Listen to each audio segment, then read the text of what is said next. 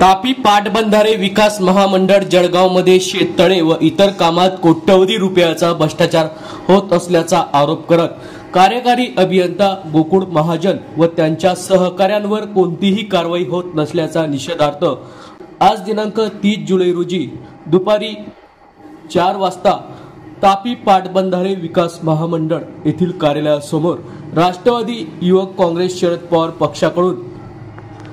यावेळी आंदोलन करण्यात आले आहे। भ्रष्टाचारांचा सन्मान हाच अधिकाऱ्यांचा मान अशा घोषणा देत हे अभिनव आंदोलन करण्यात आले। तापी पाटबंधारे प्रकल्प मंडळ यांच्या कार्यालयाबाहेर हे आंदोलन करण्यात आले। भ्रष्टाचार करू पुन्हा असे घोषवाक्य लिहिलेले अभियंत्याच्या प्रतिकात्मक खुर्चीला पुष्पहार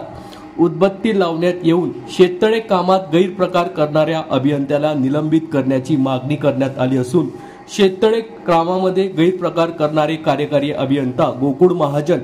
यांच्यावर गुन्हा दाखल करण्याचे न्यायालयाचे आदेश असतानाही त्यांना पाठीशी घालण्याचा प्रयत्न होत असल्याचा आरोप करत आंदोलनकर्त्यांनी येत्या 7 दिवसात कारवाई न झाल्यास तीव्र आंदोलन छेडण्याचा इशारा राष्ट्रवादी शरद पवार पक्षाचे